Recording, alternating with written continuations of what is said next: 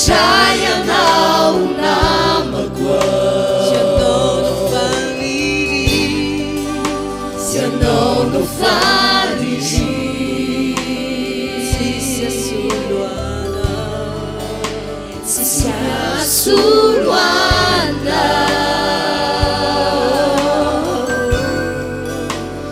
Sitrayanao pia Tapa fadirinana Turu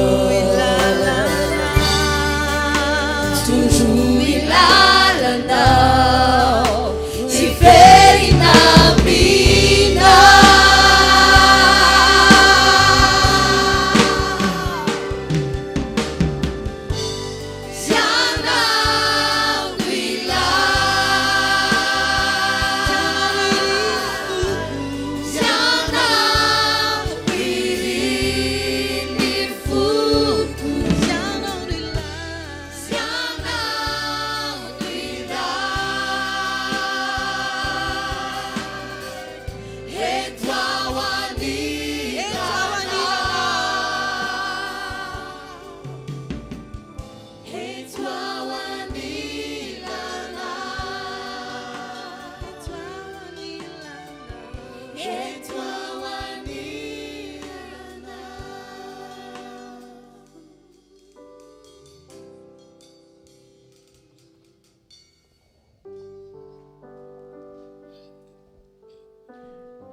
Alléluia.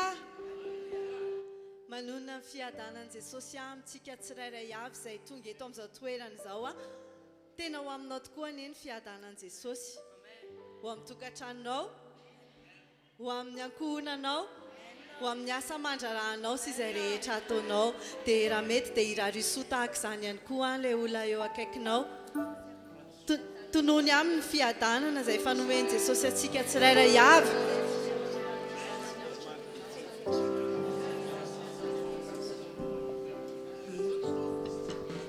Vous aussi qui nous suivez en ligne, nous prononçons la paix de Jésus, qu'elle soit sur vous, sur votre famille, sur tout ce que vous entreprenez, sur vos études, sur votre quotidien et sur tout ce que vous faites. Androany andao sika aloha hitsangana dia andao hivavaka ametraka an'izao fotoana izao a eo anatrehan'Andriamanitra satria Andriamanitra no mandidy sy manapaka ny zavatra rehetra izao sy anao dia mpandamina fotsiny ihany ary tsy misy tanteraka raha tsy izy irery ihany no manapaka izany dia andao sika hivavaka ary ry Andriamanitra rainay tsara indrindra o velom-pisaorana anao ny fonay ny sainay ny momba anay rehetra no izao tombon'androm-pahavelomana vaovao nomenao anay izao indray mankasitraka anao ihany koa izahay satria navelanao indray ary avelanao hitoetra eo amin'ny fanatrehanao iona aminao ahitanao atsapa indrindrindrindra ny maha-Andriamanitra lehibe anao izay mianatrika an'izao fotoana izao tahionao ny zavatra rehetra izay ataonay eto androany ombao Andriamanitra aoka tena ho tsapanay ny tana maherinao tsy miala aminay ary tena hoe eo amin'ny fiainanay isan'andro isan'andro Jesosy Kristy tomponay eo misaotra anao ihany koa izahay satria noho ny vavaka izay nataonao noho ny famelana heloka izay nataonao dia mbola namindra fo taminay indray Andriamanitra eto ianao androany Jesosy amino an'izany izay hoe eto ianao ary tsy hoe tonga eto fotsiny ianao dia izay fa tena hoe anao zavatra ngezabe eto ianao androany aneo ny mahazanaka Andriamanitra anao tokoa ianao aneo ny maha-Andriamanitra avelanao ihany koa ianao Jesosy amin'ity androany ity dia izay rehetrarehetra tsy avelanao ho diso anjarany amin'ny fahasoavana izay ho arotsaka ao androany ny amin'ny fitahiana izay omenao androany ny amin'ny fanazavantsaina ihany koa izay ho ataonao amin'ny alalan'ny tenin'Andriamanitra amin'ity androany ity dia izay rehetra ho atolotra ianao Jesosy dia ankasitrao izany fa vokatry ny fonay fanay masinao tsy mety izao fotoana izao raha tsy tarihanao tsy mety izahay raha tsy ianao mihitsy no mandrakotra anay dia raha kofa izahay amin'ity androany ity mba hatsapanay marina ilay tena sitrapon'Andriamanitra ao anay ilay zavatra endrasan'Andriamanitra tonga anay olona araka ny fon'Andriamanitra fanay masinao tario izahay ianao ilay mpitarika mahaindrindra dia tario izahay dirigeo izahay amin'ity androany ity mba tsy ho diso lalana ka andeha araka ny eritreritrray sy ny fisainanay fa tena aoka ianao mihitsy no hibaiko amin'ity androany ity dia mamelanao hiasa malalaka ato anatin'izao fotoana izao izahay fanay masinao ny devoly rehetra kosa androany dia didiko hiala amin'ny anarany Jesosy tsy manan-kely tsy manam-pahefana amin'ny olona eto na izay manatrika eto nareo izay manaraka an'izao fotoana izao any tokantrano ihany dia tsy manan-kery ianareo dia vola fahavalo efa resy ianareo tsy paky mialainana ianareo fa efa resy ianao tsy manana anjara amin'izao fotoana izao ianao na fanahy ratsy tahaka ny ahoana na iza dia tsy manan-kery eto ianao planiny satana rehetra dia mandamoka avokoa amin'ny anara maheriny Jesosy fatahina izao fotoana izao eo ambany fiahin'Andriamanitra izao fotoana izao ary andraisanay zavatra ngezabe izao fotoana izao dia amin'ny anaranao Jesosy nanaovana an'izany vavaka izany voninahitra rehetra dia ho anao irery ihany halleluja halleluja amen ndao tsika tea tanana mafy mbola ho fanomezantsika voninahitra an'Andriamanitra aza tiany hoe Andriamanitra le omena voninahitra ataovy an'le tea tanaky ny mpandresy ny ataonao androany le tea tanana manome voninahitra le Andriamanitra lehibe mampandresy anao anatin'ny ady rehetra zany tea tanana tokony ataonao androany halleluja dia tehiteny aminao androany hoe ianao dia olona natao hifaly manina tsara hoe ianao olona natao hifaly izany mihitsy voasoratra ao anatin'ny tenin'Andriamanitra izany hoe mifalia mandrakariva eny fa na dia ianao izay mbola matsapa hoe ao anatin'ny olana ao anatin'ny ady fefiky ny olana tsy hitanao tsony ny lalakale hoe aiza ny tokony hizorako dia izao ao ambadika io ady io efa fandresena mihezinezina amin'ny andry anao efa hitan'Andriamanitra ny lalana hitondrananao matoky fotsiny ianao dia androany ianao mifaly sa tsy zany ve oui toi aussi qui est chez toi peut-être que aujourd'hui tu es vraiment submergé par les problèmes tu ne sais plus où est-ce que tu dois te rendre mais aujourd'hui n'oublie pas que derrière à travers ces problèmes il y a déjà la victoire qui t'attend et aujourd'hui réjouis-toi dans le Seigneur avec nous chante et danse avec nous andaontsika androany tena hifaly aza mijeriny eo manodidina anao hoe inona ny ataony anina na inona ny ataony anina fa ny anao ataovy tsara sa tsy zany ve andao tena hifaly andao tena hitsinjaka mihoatra lavitra no izay efa nataonao tany aloha tany amin'ny fiainana izao tontolo izao dia mihoatra lavitra no izany nataonao amin'ny Jesosy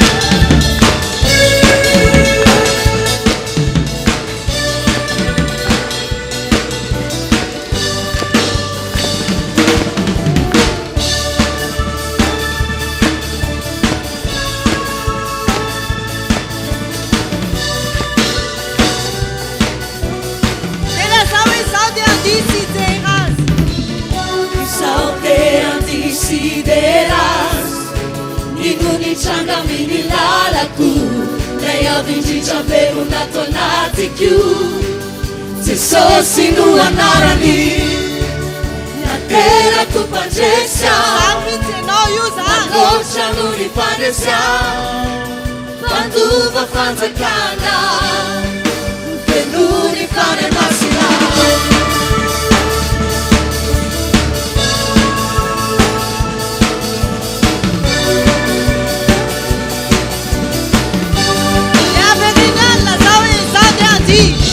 Saude andisideras Inuni changamini la Dis-le vraiment avec conviction.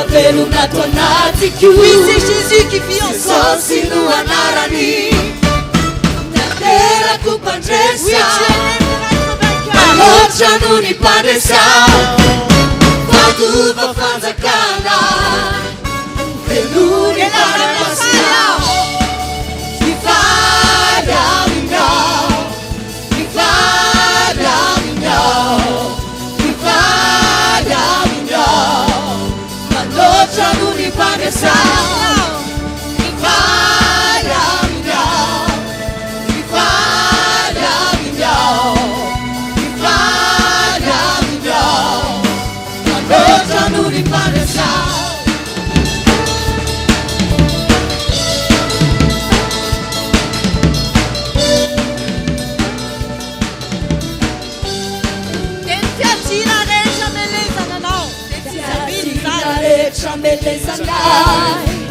Desisi ambirina Leia vincita pelo natonatiku Jesosy no anarany satria nateraka ho Terako fandresana mpandresy manotra no ny mpandresy Mandova fanjakana Velony fanay masina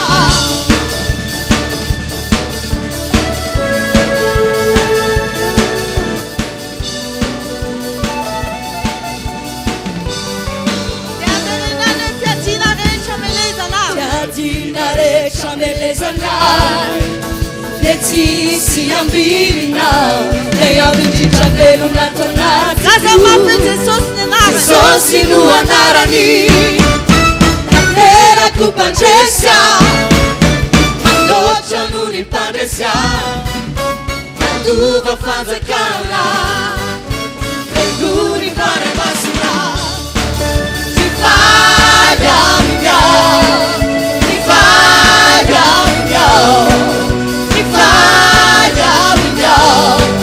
Manotra no ny mpandresy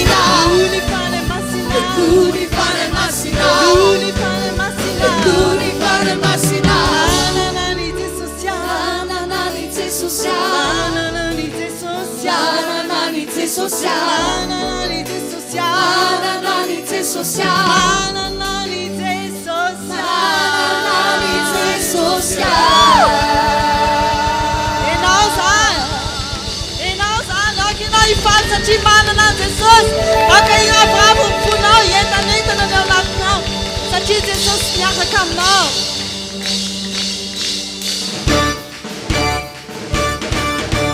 Vali ny foko Vali ao fa manana anao Ravo ny saiko Ravo ao fa be fitianao Vali ny foko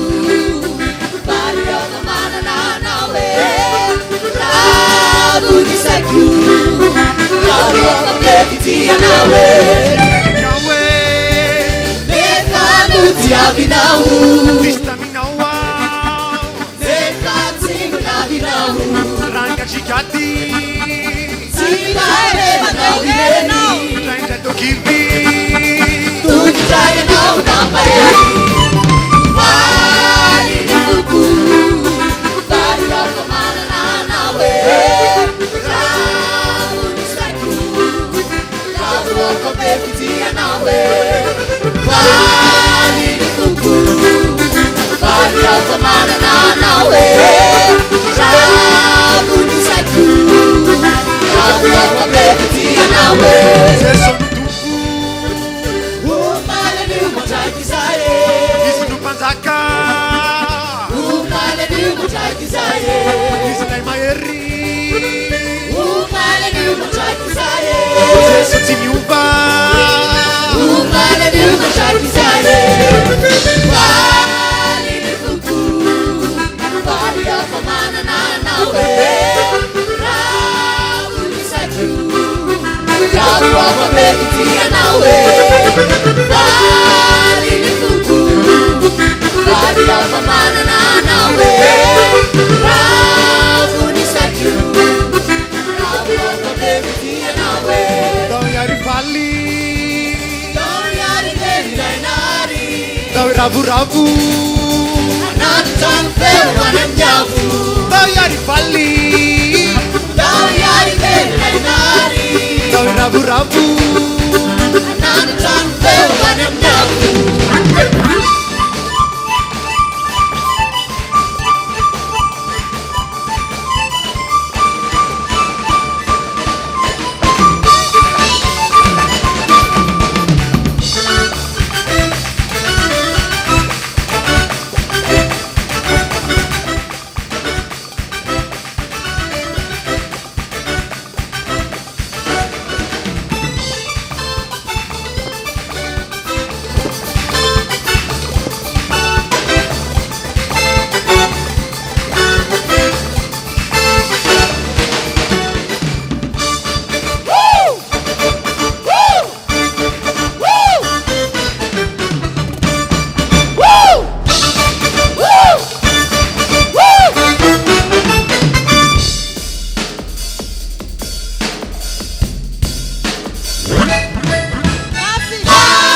Alini fuku Alioba manana nawe Ravu ni seku Ravrova bevitia nawe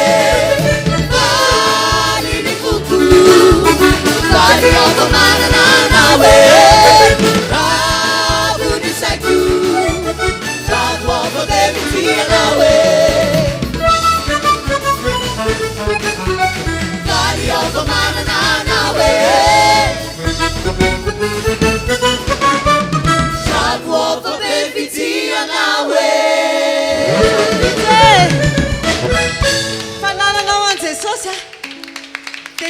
Tena kray tokony mbola ifalianao mihoatra noho ny hatramin'izay dia andaontsika mbola hiara ifaly mbola hiara idera an'i Jesosy satria tsara izy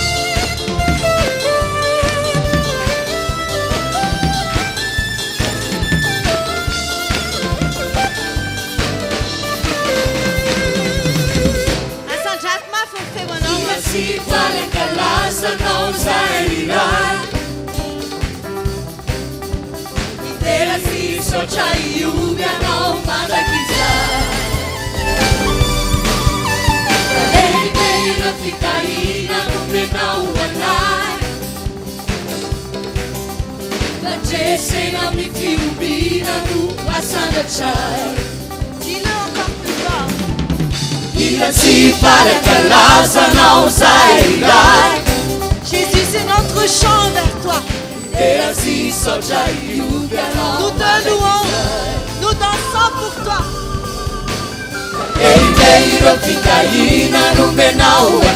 Tu nous as bénis et tu nous rends victorieux. Yarifali, yaritera, anche l'asa si avvisa. Yarifali, yaritera, yariuda non marakizai. Zara yana, zara injija, zara yana. Yarifali, yaritera. Yarifali, yaritera, anche l'asa si avvisa. Yarifali, yaritera, yariuda non marakizai. Zara yana, zara injija, zara yana.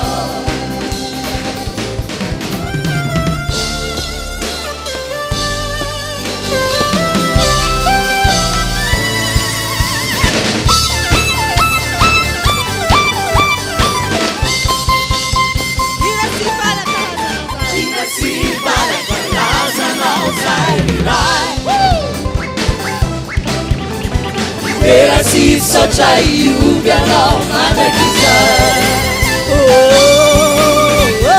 Ei beiro fitaina numenau anai Abondamment bénis, Seigneur. Jesena mi fiubina nu asanachai Yarifali, Yarifali, yaritera, ancalaza si avvisa Yarifali, yaritera, yariuta non madakizai Zara yana, zara injija, zara yana Yarifali, yaritera. Yarifali, yaritera, ancalaza si avvisa Yarifali, yaritera, yariuta non madakizai Zara yana, zara injija, Yarifali, yaritera.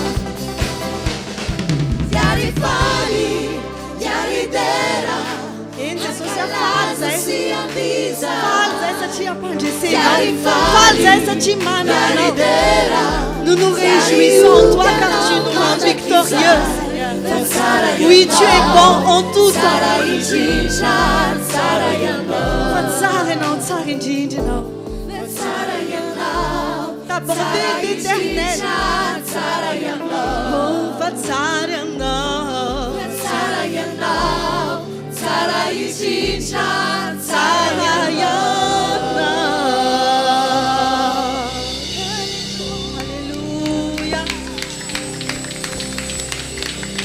Alléluia. Alléluia. andao mbola hiteka mafy dia mafy Acclamons fameza fort voninahitran'Andriamanitra. encore notre Seigneur. Acclamons plus fort encore. Raisitsika ho fahasoavana lehibe ho antsika ty fotoam-pivavahana androany ity. Et nous prenons ce culte pour une grande grâce pour nous, frères et sœurs. Satria mino isika fa ny Andriamanitsika dia mita manokana an'izao fotoana izao. Car nous croyons que notre Dieu va intervenir spécialement pour nous aujourd'hui. Ho porofony zany amin'ity androandroany ity. Et Dieu va le démontrer encore pour toi. Ohatra ianao izay marary ao anatin'ny fotoana rehetra hositrany ianao. Pour toi qui es malade, à chaque moment, Dieu te guérit ici. Ohatra ianao izay manana olana ho vonjena. Et toi qui as beaucoup de tribulations et de problèmes, Dieu vient à ton secours. Ho tanteraka amin'izay mino an'izany. Que celui qui croit au Andao Dieu. militeka mafy an'isika rehetra. Acclamons encore très fort le Andao Seigneur. militeka mafy an'isika rehetra. Acclamons encore le Seigneur. Alléluia. Miara-patsika rehetra amin'ny anaran'i Jesosy. Je vous salue, chers frères et sœurs, au nom de Jésus. Arabaina fa tokasoa eto avokoa tsika rehetra. Bienvenue à chacun de vous ici. Tokasoa isika mba hanompan'Andriamanitra. Bienvenue pour vous qui êtes venus servir votre Dieu. Ny afatra petraka fotsiny dia izao. Voici ce que je vous annonce aujourd'hui. Aoka tsy hanompon'ny tompo amin'ny fombafomba isika. Ne servez pas le Seigneur par habitude. Atao vitan'Andriamanitra fa tena manompo amin'ny fontsika matolo isika. Montrez vraiment à Dieu que vous le servez de tout votre cœur. Fa rehefa hitan'Andriamanitra fa manompo azy amin'ny fonao matolo ianao dia inoko fa ho tahina arabaky teny. Car lorsque Dieu verra que tu le sers de tout ton cœur, il viendra vraiment te bénir. Arabaina toy zany ihany keo ianareo zay manaraka zao fotoam-pivavahana zao en ligne. Et je vous salue aussi, chers frères et sœurs qui nous suivez en ligne. Amin'ny anaran'i Jesosy no anambarako fa zay ataon'Andriamanitra aminay eto dia ho ataony aminareo ihany keo. Au nom de Jésus-Christ, j'annonce que tout ce que Dieu fera ici, il le fera aussi chez vous. Na dia ilay tokantrano misy anao any aza ianao. Et même si vous êtes dans votre domicile, Ao anatin'ny fanaranao ny fotoana. que vous suivez ce culte en entier, Ho sitrana ianao. et vous serez pleinement guéris. Hivany olana ny fiainanao. Vos problèmes seront Ho résolus. tahina ihany keo Et ianao. vous aurez une pleine Andao bénédiction. militeka mafan'Andriamanitra. Acclamez fort le Seigneur encore. Halleluja. Alléluia. Amin'izao fotoana izao isika dia hanokana fotoana anaovana vavaka amin'Andriamanitra. Maintenant, nous allons réserver un temps de prière pour notre Dieu. Tiako ihany keo ianareo hanao vavaka miaraka aminay. Ho ianareo zay manaraka ny fotoana en ligne. Et vous aussi, chers frères et sœurs qui nous suivez en ligne, rejoignez cette prière dans la communion. Ny tanjontsika matsy a amin'izao tsika verina tamin'Andriamanitra nino a Jesosy dia ny mba ho tonga somatsara any an-danitra. Puisque notre objectif principal maintenant, nous tous qui sommes enfants de Dieu, c'est que nous arrivons sereinement au ciel.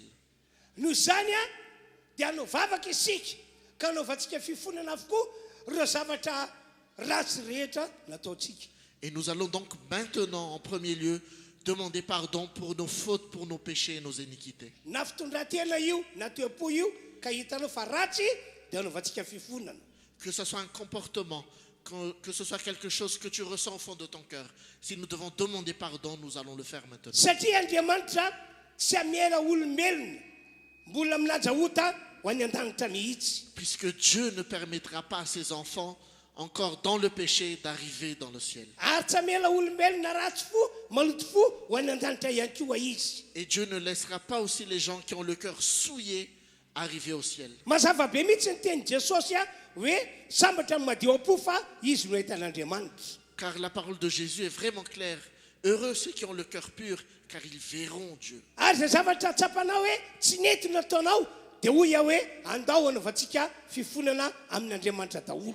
Et tout ce que tu considères qui est contraire à la volonté de Dieu, nous allons maintenant demander le pardon et nous repentir. Ataova mifonao manontolo ny vavaka fifonana.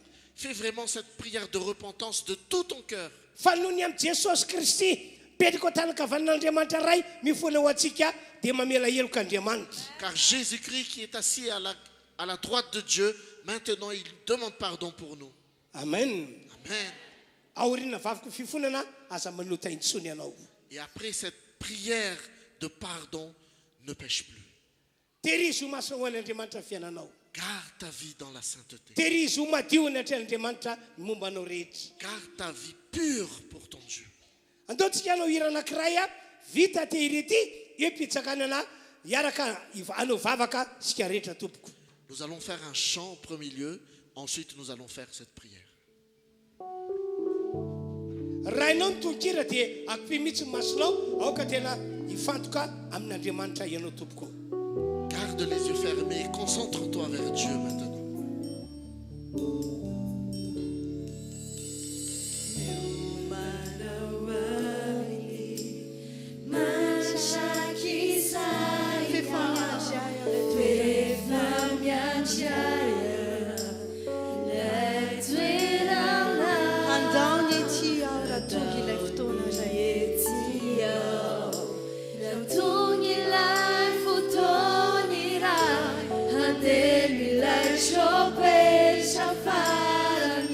Manao amin'ny mandrakizay koa. Manao aminy mandrakizay koa.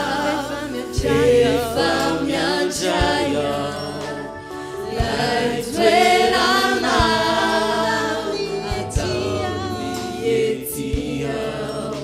Raha tonga ilay fotoana iray handeha ilay sopetra farany. Asandrato ny tananao dia lazao hoe anamasitenao. Anamasitena Voatokanao anao voatokanao anao. Havoky ireo ratsy fanao sy izao tontolo izao. Hitsena ny mpamonjy ao, hahita ny tavany ao. Dia vonona hiakatra, hitsena ny mpapakatra ho any aminy ao. Io manao amin'ny mandrakizay koa. Manao aminy mandrakizay koa. Rehefa miandraya ilay toerana ataony ety ao. Raha tonga ilay fotoana iray handeha ilay sopetra farany. Anamasitena anao. Anamasitena voatokanao anao. Havoky ireo ratsy fanao sy izao tontolo izao. Hitsena ny mpamonjy ao, hahita ny tavany ao. Dia vonona hiakatra, hitsena ny mpapakatra ho any aminy ao. Anamasitena voatokanao anao. Havoky ireo ratsy fanao sy izao tontolo izao. Hitsena ny mpamonjy ao, hahita ny tavany ao.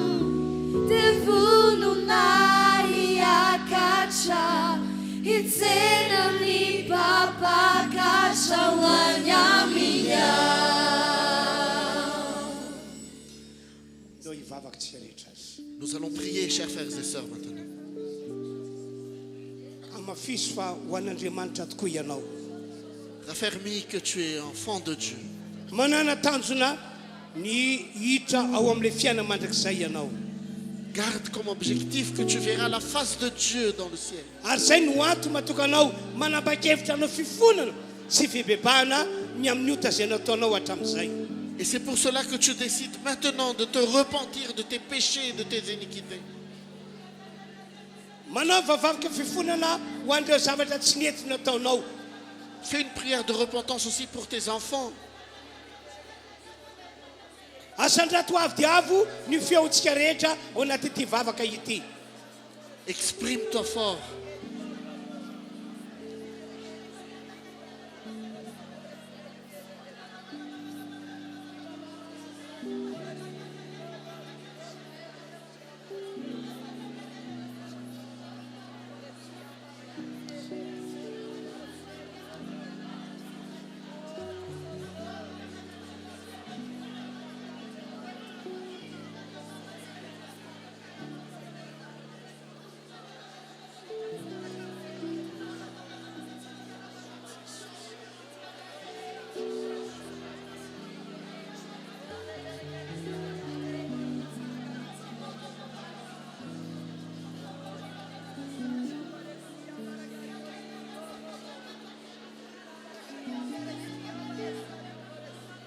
aoka fantatsika rehetra fa raha mbola maloto isika dia tsy ekena hiditra ao an-danitra mihitsy.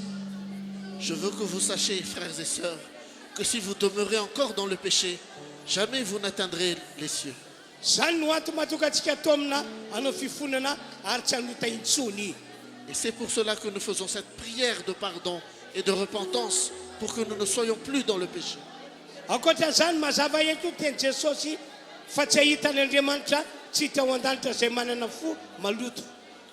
Et garde aussi dans ton cœur ce que Jésus a dit, que si tu as le cœur brisé, souillé, tu ne verras jamais Dieu. Diovy tanteraka ny fonao. Lave ton cœur maintenant. Avy alao heloka ireo namanao nanafotoana anao. Pardonne à ton prochain. Pardonne à tous ceux qui t'ont fait du mal. Mivavah ianao mba ho sasana amin'ny rano Jesosy amin'ity androandroany ity. Demandez à Jésus de vous fortifier dans tout cela. Aorian'izao vavaka izao aza miverina ho manota intsony. Et qu'après cette prière, ne reviens plus dans les choses passées.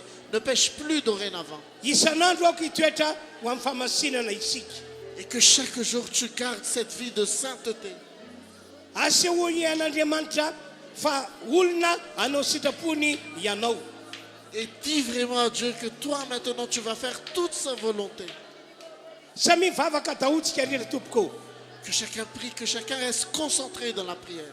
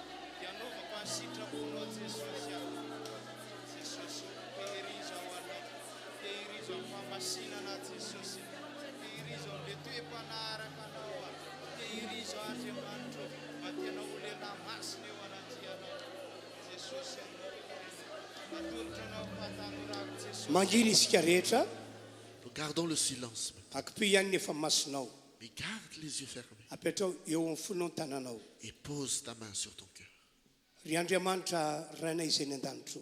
Notre Père qui es aux cieux, Mandroso eo amin'ny banga ny mpanomponao amin'ity ora ity.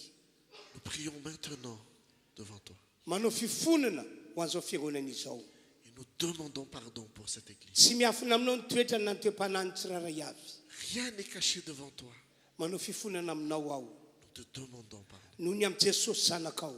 Par Jésus-Christ, ton Maty ho any teo ambony hazo fijaliana. qui a donné sa vie sur la croix, Nandatsaka ny rany ihany koa teo ambony hazo fijaliana. qui a versé son sang précieux. Noho ny amin'ny Jesosy efa nalevina. Et par Jésus-Christ, Noho ny amin'ny Jesosy efa nitsangana tamin'ny maty. par Jésus-Christ qui est, Ary mifona ho anay eo an-tanakavananao. et qui est venu à ta droite. Mamindra fo amin'izao fiangonana izao ianao. Pardonne à cette église. Mamindra fo amin'izao fiangonana izao ianao. Aie pitié de cette église. Ary amin'ny anaran'i Jesosy Kristy, Et au nom de Jésus-Christ, didiko mifanay ratsy, je brise tous les esprits mauvais, ny fanampiam-panga sy mpanameloko, les esprits accusateurs. miala amin'ity fiangonana ity amin'ny anaran'i Jesosy. Sortez de cette église au nom de Jésus. Amangy izao fiangonana izao fanenao masina ray io. Et que le Saint-Esprit visite cette église Ka hitoetra tsara ao aminao ny rehetra. et demeure au sein de toi. Hitoetra amin'ilay fiainana akasitranao ny rehetra. Que chacun vive en paix auprès de toi. Ary isanandro dia isaintsainany amin'ny fitiavanao.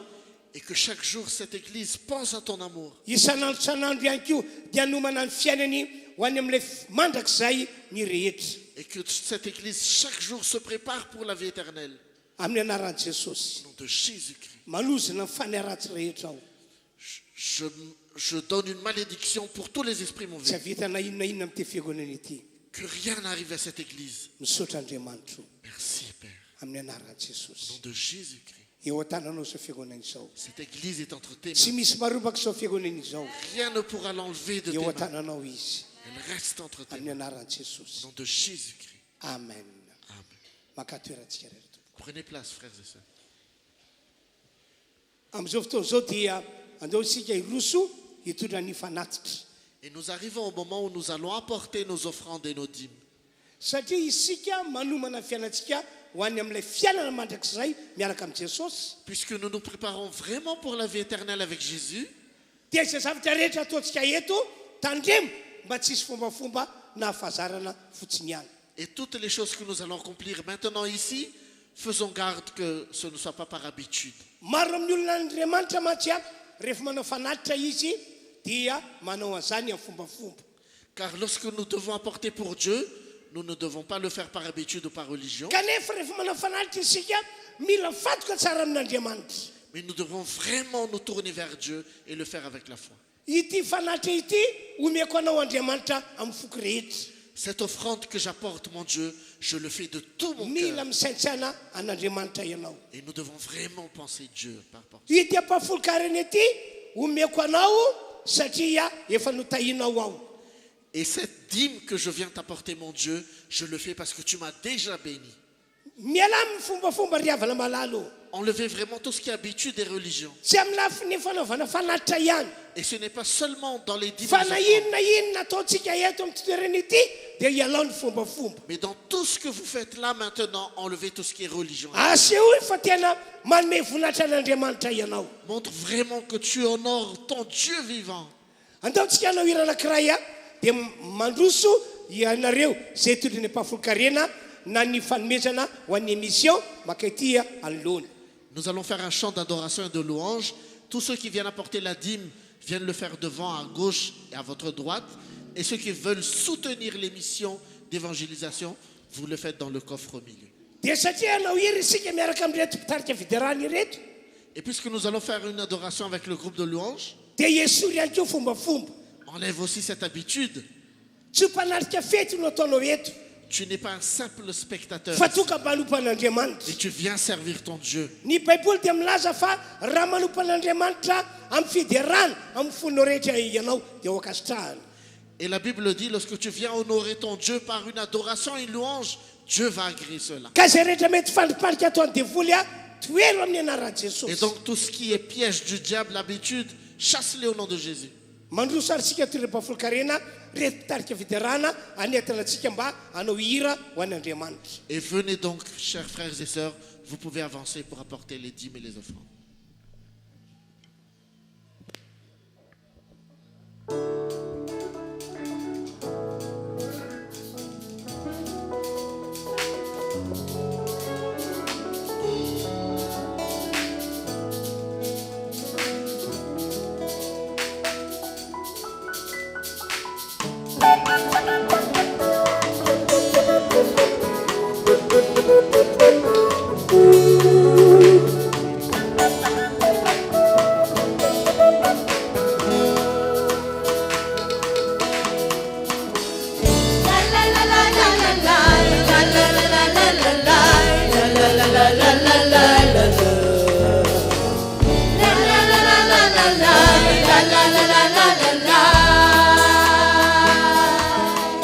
Je chanterai de tout cœur les merveilles de mon papa Yahweh. Il m'a ôté des ténèbres, il m'a délivré de tout péché. Tous ensemble, je chanterai. Je chanterai de tout cœur les merveilles de mon papa Yahweh. Il m'a ôté des ténèbres, il m'a délivré de tout péché. Mon papa, il est fidèle. Mon papa est fidèle, qui ne m'abandonne jamais. Je n'ai plus rien à craindre, car Yahweh m'a guidé. Alors je suis dans la joie. Je suis dans la joie, une joie immense.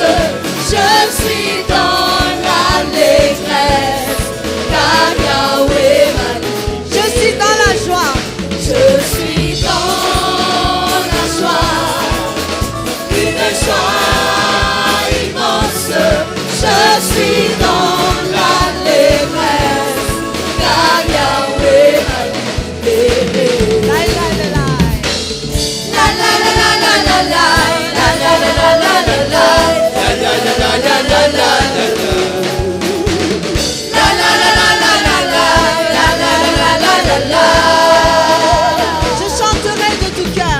chanterai de tout cœur les merveilles de mon papa Yahweh. Il m'a ôté des ténèbres, il m'a délivré de tout. Mon papa, il est fidèle. Mon papa est fidèle, il ne m'abandonne jamais. Je ne puis rien à craindre, car Yahweh m'a libéré. Alors je suis dans la joie. Je suis dans la joie, une joie immense. Je suis dans l'allégresse, car Yahweh m'a libéré. Et je suis dans la joie. Je suis dans la joie, une joie immense. Je suis dans l'allégresse, car Yahweh m'a libéré. La la la la.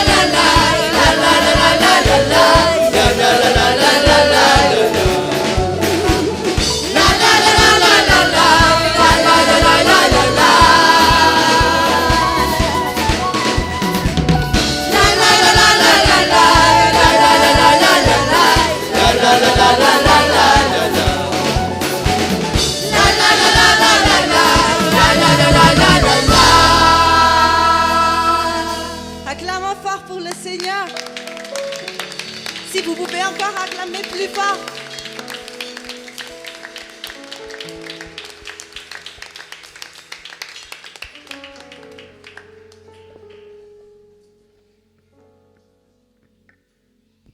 tonga amin'ny fotoana zay anambarako teny Andriamanitra aminareo ao.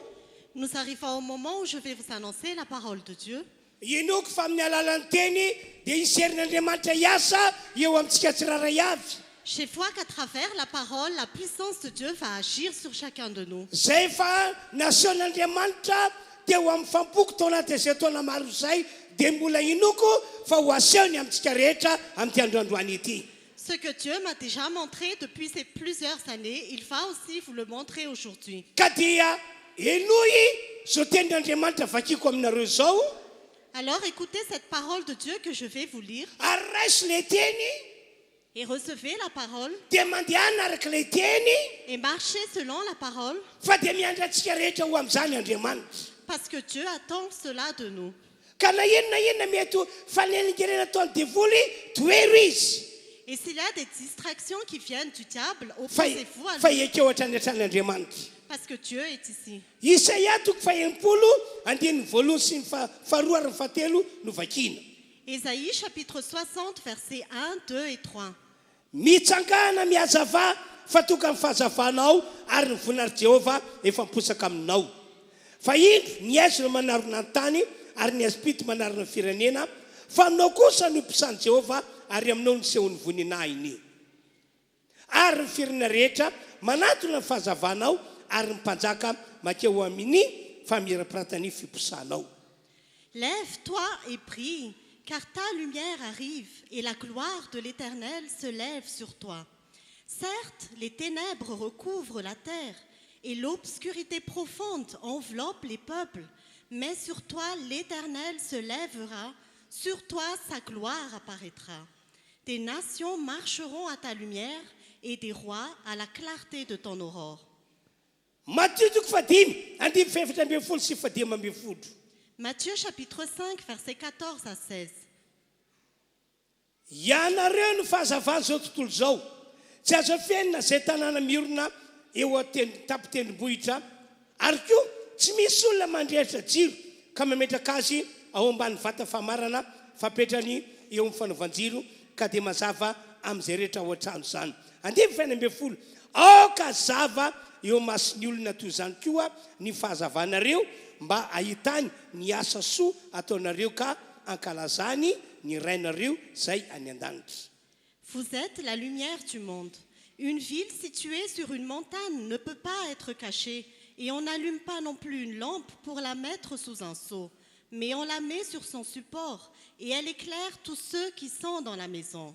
Que de la même manière, votre lumière brille devant les hommes afin qu'ils voient votre belle manière d'agir et qu'ainsi ils célèbrent la gloire de votre Père céleste.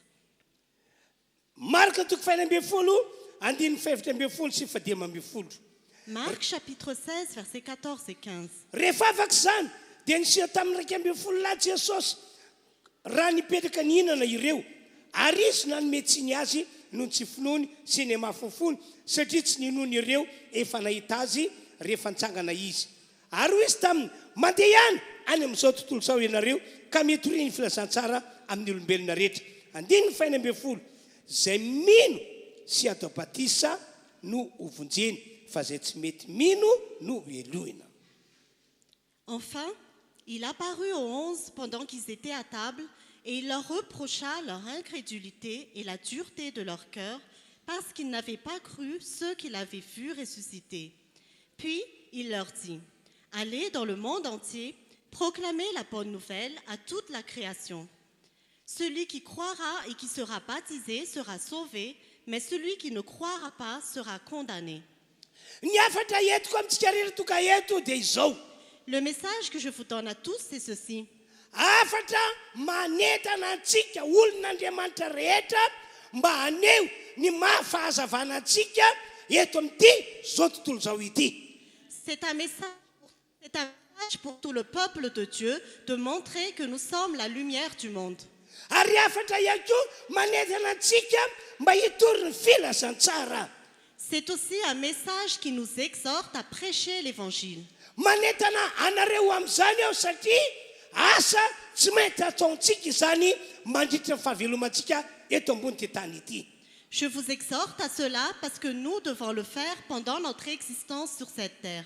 Refia koa nana rehetra manahika izao fotoan-dehibe izao. Chère assemblée qui assistait à ce grand culte, Aoko fantatsika rehetra fa efa tery sy tena tery Andriamanitra hamonjy ny fanahy marobe mba tsy very any amin'ny fahaverezana mandrakizay. sachez tous que Dieu est vraiment pressé de sauver plusieurs âmes pour qu'ils ne périssent pas dans la perdition éternelle. Ary efa tery sy tena tery ihany koa Andriamanitra ampafantatra amin'ny olona rehetra ny filazantsara dia ny amin'ny Jesosy Kristy voaombo teo ambony hazo fijaliana. Et Dieu est vraiment pressé de faire connaître l'évangile à tous concernant Jésus-Christ qui a été crucifié. Noho izany manentana antsika rehetra toka eto Andriamanitra mba handeha ampiseho ny mahafahazavana antsika sy handeha mba hitory ny filazantsara. Alors Dieu nous exhorte tous, à nous qui sommes ici, à montrer que nous sommes la lumière du monde et à prêcher l'évangile. Ampampanompon'Andriamanitra dia manentana anareo aho aza lavina zany antso sy iraka lehibe zay akin'Andriamanitra amintsika izany. En tant que serviteur de Dieu, je vous invite à ne pas refuser cette mission que Dieu nous confie. Araka volasa Baiboly matsy tian'Andriamanitra vonjena ny fanahin'ny olombelona velona eto ambony tany ity. Parce que selon ce qui est écrit dans la Bible, Dieu veut sauver l'âme de tous ceux qui sont sur cette terre. Tian'Andriamanitra ho avotana ny fanahin'ny olombelona mba tsy very any amin'ny fahaverezana mandrakizay. Dieu veut sauver les âmes des êtres humains pour qu'ils ne se perdent pas dans la perdition éternelle. Tian'Andriamanitra ho vonjena tahaka antsika, ireo namantsika, ireo olom-patantsika, ireo vahoaka malagasy hitantsika rehetra. Dieu veut sauver comme nous tous nos amis, toutes nos connaissances et tout le peuple malagasy. Mazava ny voalaza amin'ny Baiboly Ce que la Bible dit est clair, fa ny olombelona rehetra dia tian'Andriamanitra avokoa. que Dieu aime tous les êtres humains. Tian'Andriamanitra vonjena ny fanahiny. Dieu veut sauver leur âme. Tian'Andriamanitra votana izy. Dieu veut les délivrer.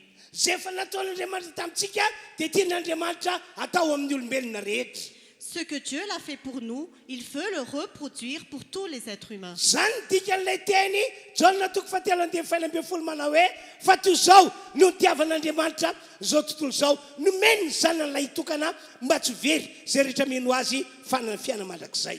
C'est ce que signifie le verset dans Jean chapitre 3 verset 16 où il est écrit que Dieu a tant aimé le monde qu'il a donné son Fils unique afin que quiconque croit en lui ne périsse point mais qu'il ait la vie éternelle. Satria manana tanjona ny hamonjy ny fanahin'ny olombelona Andriamanitra. Parce que Dieu a comme plan de sauver les âmes. Dia tsy maintsy nanao dikana lehibe izy tamin'izany Alors il a dû faire un grand pas mba ho tratran'Andriamanitra ilay tanjona. pour obtenir son objectif. dia inona ho ianao no nataon'Andriamanitra Et à ton avis, qu'est-ce que tu as fait? araka ilay jaona toko fahatelo dia faina ambin'ny folo Dans Jean chapitre 3, verset 16, nomen'Andriamanitra antsika olombelona ny zanan'ilay tokana atao hoe Jesosy Dieu nous a donné son Fils unique appelé Jésus. avy eo natolotr'Andriamanitra natao maty teo ambony hazo fijaliana Jesosy zanany Ensuite, Dieu a offert en sacrifice à la croix son Fils Jésus. nataon'Andriamanitra teo ambony nataon'Andriamanitra maty teo ambony hazo fijaliana Jesosy zanany mba ahafahan'Andriamanitra manala ny fahotan'ny olombelona rehetra Dieu a offert son Fils à la croix en sacrifice pour qu'il puisse ôter le péché du monde. sy ho famonjena ny olona mba tsy hanota intsony Et pour sauver les hommes afin qu'ils ne pêchent plus.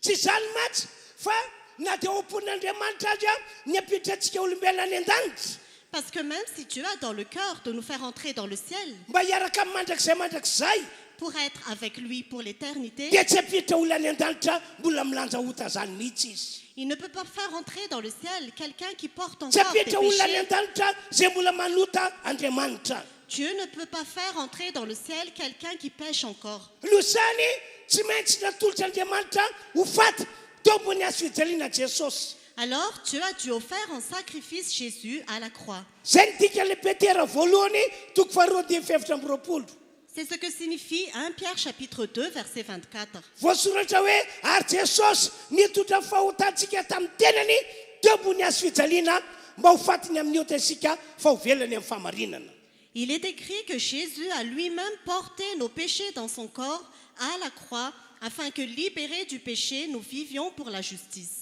efa nety Jesosy fahotan'ny olombelona rehetra tamin'izy maty teo ambony hazo fijaliana Jésus a déjà porté le péché du monde quand il est mort à la croix. na ny fahotana tany aloha be tany Même nos péchés d'autrefois, na ny fahotana ny ainantsika tateorina même les péchés que nous avons vécus enina plus dia ny tard, fahotana zay mbola ho ataonao aoriana azy a dia efa nasain'Andriamanitra netiny Jesosy teo ambony hazo fijaliana oui, même les péchés que tu vas accomplir plus tard, Dieu l'a déjà fait porter à Jésus sur la croix. nataon'Andriamanitra maty teo ambony hazo fijaliana ihany koa Jesosy Kristy Dieu a également fait mourir Jésus à la croix. ary nalatsa-dra mihitsy Jesosy Kristy Et Jésus a vraiment versé son sang mba ho fampihavanana ny olombelona amin'Andriamanitra ilay nahary an'izao rehetra izao pour réconcilier le monde avec Dieu, le créateur de toutes choses. sy ho famelana ny eloka rehetra vitantsika na ny tany aloha na ny ankehitriny na ny mbola ho avy Et pour tout le pardon de tous nos péchés, que ce soit nos péchés passés, présents ou à venir. araka ilay nambarako teo matsy dia izao tian'Andriamanitra ho avotana ny olona Comme je l'ai dit tout à l'heure, Dieu veut sauver les hommes. fa raha mbola milanja ota izy dia tsy eken'Andriamanitra hitrany an-danitra Mais s'ils portent encore des péchés, Dieu n'accepte pas qu'ils aillent au ciel. fa raha tsy mbola voavela eloka ihany koa izy dia tsy eken'Andriamanitra ho any an-danitra Et s'il n'est pas encore pardonné, Dieu n'accepte pas qu'il entre ary au raha tsy ciel. mbola vita fihavanana amin'Andriamanitra ihany koa izy dia tsy ekena hiditra any an-danitra Et s'il n'a pas encore été réconcilié avec Dieu, Dieu n'accepte pas qu'il aille au ciel. ataoko efa kitsika ny Kolosiana toko voalohany andiny faharoapolo ka hatramin'ny andiny faharoa amby roapolo Lisons Colossiens chapitre 1, versets 20 à 22. sady Jesosy no ampihavanany ny zavatra rehetra aminy ka dia ny rano teo amin'ny hazo fijaliana no nanaovany fampihavanana eny Jesosy hoy izao no fampihavanana izany na ny aty ambony tany na ny any an-danitra ary ianareo izay oloko azy fahiny sy fahavalo tamin'ny sainareo no ny fanaovan-dratsy no efa nampihavanany ankehitriny tao amin'ny tena nofony tamin'ny fahafatesana mba tolo no masina sady tsy hanatsiny amam-pondro eo anatrehany Il a voulu par Christ tout réconcilier avec lui-même, aussi bien ce qui est sur la terre que ce qui est dans le ciel, en faisant la paix à travers Jésus par son sang versé sur la croix. Et vous qui étiez autrefois étrangers et ennemis de Dieu par vos pensées et par vos œuvres mauvaises, il vous a maintenant réconciliés par la mort de son Fils dans son corps de chair pour vous faire paraître devant lui, saints, sans défaut et sans reproche. averiko indray fa ny ao am-pon'Andriamanitra sy ny tanjon'Andriamanitra dia ny anavitra antsika zanak'olombelona mba ahafahany mampiditra antsika ao an-danitra Je répète encore que ce qui est dans le cœur de Dieu, c'est de sauver les hommes afin qu'ils entrent tous dans le ciel. Noho zany tsy maintsy esorona amintsika ny ota rehetra zay efa nataontsika sy zay mbola ho ataontsika. Alors, il a fallu enlever de nous tous les péchés que nous avons commis et que nous allons encore commettre. Ka dia natolotr'Andriamanitra ho faty tao ambony hazo fijaliana Jesosy zanany. Et Dieu a offert son fils Jésus en sacrifice à la croix. Ny ao am-ponin'Andriamanitra sy tanjon'Andriamanitra dia ny hanome antsika ny fiainana mandrakizay miaraka aminy ao an-danitra. Ce qui est dans le cœur de Dieu et l'objectif de Dieu, c'est de nous donner la vie éternelle avec lui dans le ciel. Noho zany tsy maintsy aviala heloka isika zanak'olombelona. Alors, il doit pardonner tous les humains. Ary tsy maintsy avitrana ny fihavanantsika olombelona amin'Andriamanitra. Et nous devons être réconciliés avec Dieu. Ka dia nataony maty sy nalatsa-dra teo ambony hazo fijaliana Jesosy. Alors, il a laissé Jésus mourir à la croix et verser son sang. Noho zany indrindra dia mitona antsika rehetra mba ino ny famarinana zany teny ambarako zany. C'est pourquoi je vous exhorte tous à croire la vérité de ces paroles que je vous annonce. Fa rehefa mihinanao dia ho amarinan'Andriamanitra avokoa zany teny toriko aminareo zany. Car lorsque tu crois, Dieu va justifier toutes ces paroles dans ta vie. Navelan'Andriamanitra ho faty teo ambony hazo fijaliana tokoa Jesosy. Dieu a permis que Jésus meure à la croix. Ary nalefina toy ny olona rehetra izy. Il a été enterré comme tous les hommes ordinaires. Fa saingy natsakan'Andriamanitra tamin'ny maty tamin'ny andro fahatelo. Mais Dieu l'a ressuscité le 3e jour. Velona Jesosy amin'izao tsika miteny zao. Jésus est vivant à l'heure actuelle. Tena velona Jesosy amin'izao tsika miteny zao. Jésus est vraiment vivant à l'heure actuelle. Raha mino an'izany ianao ary misaintsaina an'izany dia ho hitanao ny fiasan'Andriamanitra magaga eo amin'ny fiainanao. Si tu crois cela et que tu médites cela, tu vas voir que Dieu va agir puissamment dans ta vie. Velona Jesosy amin'izao tsika miteny zao. Jésus est vivant à l'heure actuelle. Velona Jesosy mba ahafahan'Andriamanitra manamarina ny teny rehetra voasoratra ato anaty Baiboly ity. Jésus est vivant pour que Dieu puisse confirmer toutes les paroles écrites dans cette Bible. Tsisy tsy ho tanteraka avokoa ireo teny rehetra ao anaty Baiboly ity raha mihinanao fa velona tokoa Jesosy. Toutes les paroles écrites dans la Bible vont tous se réaliser si tu crois que Jésus est vivant. Tena velona Jesosy. Jésus est vraiment vivant. Tena velona Jesosy. Jésus est vraiment vivant. Ary manarika eto izy amin'ity androandroany ity. Et il est avec nous ici aujourd'hui. Marina be ny teniny ao Matteo toko fahavalo ambin'ny folo dimy faharoapolo. La parole qui est écrite dans Matthieu chapitre 18, verset 20 est vraie. Zao mihitsy ny teny nataony Jesosy. Voici ce que Jésus a dit. Fa naaiza no iakony an'olona roa na ny olona telo amin'ny anarako dia voany ao. Là où 2 ou 3 sont rassemblés en mon nom, je suis au milieu d'eux. Efa tsakany tamin'ny maty Jesosy ho iao. J'ai dit que Jésus est ressuscité. Velona Jesosy ho iao. J'ai dit que Jésus est vivant. Efa nilaza ny famarinana zany izy. Cette parole est la vérité. Eto Jesosy. Jésus est ici. Eto Jesosy. Jésus est ici. Satria velona Jesosy Parce que Jésus est vivant. dia tsy miova izy. Il ne change pas. Tsy miova izy omaly anio ary mandrakizay. Il ne change pas hier, aujourd'hui et Ny asa éternellement. zay fa nataony fahiny fô nisy nandalitra ty ambony tany dia mbola hainy atao amin'ity androandroany ity satria velona izy. Les œuvres qu'il a fait auparavant quand il était sur terre, il est encore capable de le faire aujourd'hui car il est vivant. Misaotra an'Andriamanitra aho fa tena nomporofony tokoa fa velona izy. Je remercie Dieu car il a prouvé qu'il est vivant. Tamin'ny herinandro ambony zao dia nandeha nitory filasan-tsara tany Majunga isika. Par exemple, nous avons prêché l'évangile à Majunga Ary nomporofony tokoa fa velona Jesosy. et il a prouvé que Jésus est vivant. Tena hoe velona tokoa izy. Il est vraiment vivant. Inona ny zavatra nitranga Qu'est-ce qui s'est passé? zay nataony fahiny fo nisy nandeha tety ambony tany dia nataony ihany koa raha nitory filasan-tsara tany Majunga zahay. Ce qu'il a fait autrefois quand il était encore sur terre, il l'a encore refait quand nous étions à Majunga. Maro tamin'ireo olona zay narary no sitrana tany Majunga raha nitory ny filasan-tsara izahay. Plusieurs malades étaient guéris à Majunga quand nous avons prêché l'évangile. Maromaro ireo olona narenina sofiny avisavanana hatrany ekibondreny efa lehilahy lehibe izy kanefa rehefa nandre ny filasan-tsara ny amin'ny Jesosy izy dia naheno ny sofiny roa. Il y a plusieurs personnes qui étaient sourds, qui n'entendaient pas de leurs oreilles droites et gauches depuis leur naissance, mais lorsque nous avons prêché l'évangile, ils ont entendu. tena nomporofony jesosy fa efa nitsangana tamin'ny maty izy ary velona tokoa. Jésus a vraiment prouvé qu'il est ressuscité vivant. Il est ressuscité et vivant. Tao ihany koa tovolahy kely zandray lahy kely 12 taona zay monatra ny kibondreniny tsy leny teny. Il y avait aussi un jeune homme, un jeune enfant qui avait 12 ans, qui était muet de naissance. Rehefa natsonona ny reniny dia tsy mbola namoaka feo mihitsy ny vavany. Quand nous avons appelé sa mère, il ne pouvait pas prononcer des paroles de sa bouche. Fa rehefa nanalika ny fotoan-dehibe natao tao Mazoga izy dia afaka niteny. Mais quand il a assisté au culte qui était fait à Majanga, il pouvait parler. Dia akory tokoa mifankakany hoy izy tamin'izany pastera. Et le miracle, c'est qu'il a dit en ce temps-là, pasteur, Tsy miova Jesosy. Jésus ne change pas. Tsy miova Jesosy. Jésus ne change pas. Velona izy. Il est vivant. Velona izy. Il est vivant. Ohatra ihany koa vehivavy anankiray rehefa nandre filazantsara tao dia nisotran'Andriamanitra. Il y avait aussi une femme, quand elle a entendu l'évangile, Dieu l'a guérie. Vehivavy efa lehibe izy. Elle était déjà âgée. Fa saingy tsy matana pipi fa dia mandeha foana na amin'ny andro na amin'ny alina. Et elle ne pouvait pas retenir son pipi, mais cela coulait toujours nuit et jour. Rehefa namonjy fotoana izy sabotsy Quand elle a assisté au culte le samedi, dia avy hatrany noporofon'Andriamanitra fa velona Jesosy. tout de suite, Dieu a prouvé que Jésus est vivant. Tsy miova Jesosy. Jésus ne change pas.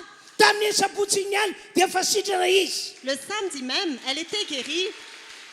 Toka ny alady marin, toka ny alady hariva Et le dimanche après-midi, dia jory vavolombelona izy. elle a rendu témoignage. Satria tamin'ny sabotsy iny ihany dia efa tsy nandeha ho azy tsony ny pipihany. Parce que le samedi même, son pipi ne coulait plus tout seul. Ny alina tsy nandeha intsony. La nuit, ça ne coulait plus. Ny alady maraina tsy nandeha intsony. Le dimanche matin, ça ne coulait plus. Ny alady hariva fotoana faharoa na amin'izay fotoana tsy nandeha intsony. Et le dimanche après-midi, la deuxième fois, ça ne coulait plus. Efa tsangana tamin'ny maty Jesosy. Jésus est vivant. Velona Jesosy. Jésus est vivant. Miaraka amintsika eto izy. Il est avec nous ici. Koa raha misy aminareo marary toka eto mino fahositrany iny.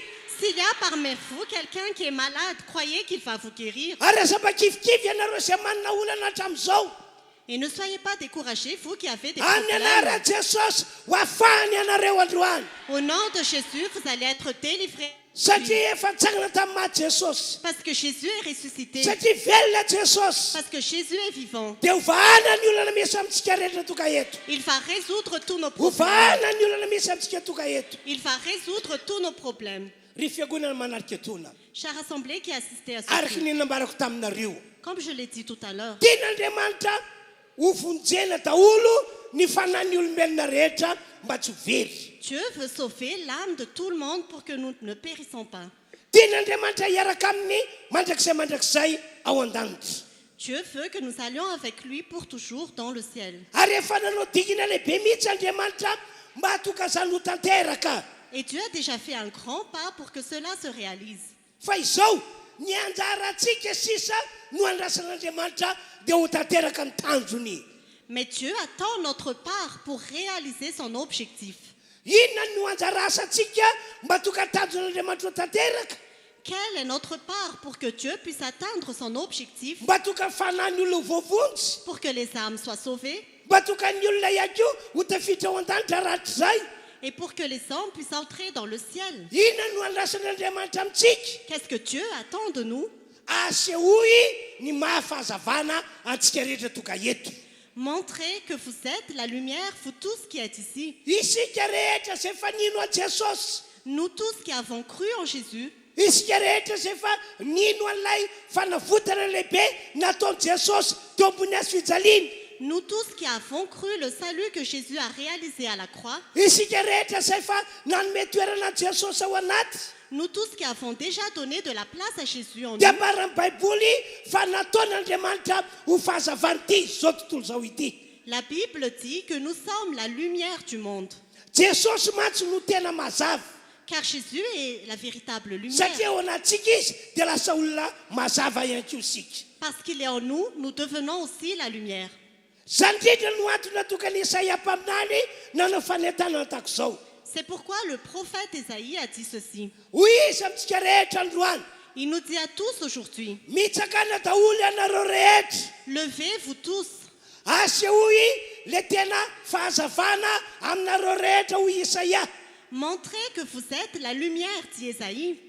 Eto any amin'ny toerana misy aizina zao fahazavana nataon'Andriamanitra amintsika izao, Emmenez cette lumière là où il y a les ténèbres, mba hanesorana ny olona ao anatin'ny aizina mba hanatona ny mazava, pour enlever les hommes des ténèbres, pour qu'ils s'approchent de la lumière. ary manomboka amin'ity androandroany ity Et dorénavant, porifoy ny mahafahazavana antsika rehetra tompoko. prouvons que nous sommes la lumière. Tandremo mba tsy isika indray sanatria no anantsy fanao ka hitenenana ratsy ny voninahitr'Andriamanitra. Faites attention de ne pas faire n'importe quoi et que la gloire de Dieu soit méprisée par les autres. Na isika indray anantsy fanao ka ny olona tokony anatona ilay mazava indray lasa miletika makany amin'ny aiziny. Ou que nous faisons n'importe quoi et les personnes qui devraient s'approcher de la lumière font aller vers les ténèbres. Na ao amin'ny tokantrano misy atsika, Que ce soit dans notre maison, na any amin'ny tanàna misy atsika, que ce soit dans notre ville, na any amin'ny toeram-piasana misy atsika, que ce soit dans notre lieu de travail, aseho mandrakariva ny mahafahazavana antsika. montrons toujours que nous sommes la lumière. Tena aseho ny mahafahazavana antsika. Montrons toujours que nous sommes la lumière. Mazava be ny teny nataon'i Jesosy. La parole de Jésus est claire. Ianareo Jesosy no fahazavanyity izao tontolo izao ity.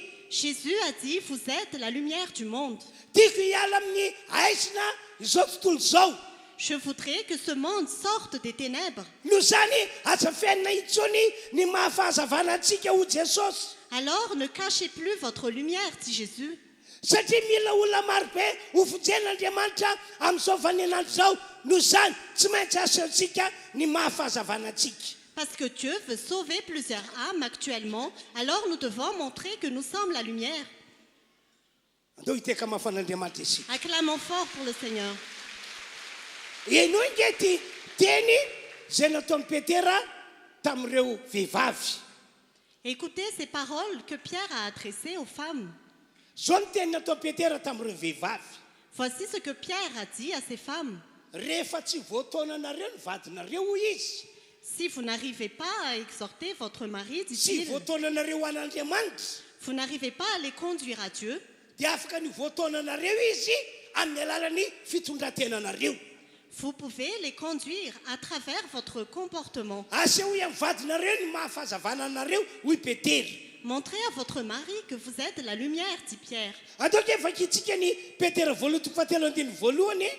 Lisons 1 Pierre chapitre 3 verset 1. Ary toy izany koa ianareo vehivavy, manekeny ny vadinareo mba voataona ny fitondrantenany vavy izy, na dia tsy amin'ny teny aza, raha tahina misy tsy manaiky ny teny. Vous, de même, femmes, soumettez-vous à votre mari. Ainsi, ceux qui refusent de croire à la parole pourront être gagnés sans parole par la conduite de leur femme. Dia mitovy amin'izany mihitsy no tian'Andriamanitra hita eo amin'ny fiainantsika. C'est aussi cela que Dieu veut voir dans nos vies. Rehefa tsy voataonanao ny olona mba hiverina amin'Andriamanitra, Si tu n'arrives pas à conduire les gens à Dieu, dia aseho olona mahafahazavana anao ao an-tokantranonao, any am-piasananao, any amin'ny toerana rehetra misy anao. montre que tu es la lumière dans ta maison, dans ton lieu de travail et partout où tu vas. Tena marina be mihitsy io teny nataon'i Petera io. Cette parole de Pierre est vraie. Ary marina be ihany koa zao teny ambarako aminareo zao. Et cette parole que je vous annonce est aussi vraie. Rehefa tena asehonao ny mahafahazavana anao, dia possible ho vovonjy ireo olona ao anatin'ny aiziny. Quand tu montres que tu es la lumière, ceux qui sont dans les ténèbres seront sauvés. Dia mbola manamafy azany ihany koa Petera voalohany toko faharoa andiny faharoa ambin'ny folo. Et Pierre confirme cela dans 1 Pierre chapitre 2 verset 24. Araoko tsara fitondrantenanareo eo amin'ny jetilisa, mba hankalazany an'Andriamanitra amin'ny andro famagina no ny ahitany ny asa tsara ataonareo, dia izay niendrikendriana anareo ho mpanao ratsy. 1 Pierre chapitre 2 verset 12. Ayez une bonne conduite au milieu des non-croyants, afin que là même où il vous calomnie comme si vous faisiez le mal, il remarque votre belle manière d'agir et rende gloire à Dieu le jour où il interviendra. raha ny faminanirana entiny Isaia mpaminany riavana no jerena Selon la prophétie de Ésaïe, tena possible mihitsy ny avovonjy olona amin'ny alalan'ny fampisehoantsika n'ilay fahazavana eo amintsika. c'est vraiment possible de sauver les hommes lorsque nous montrons que nous sommes la lumière.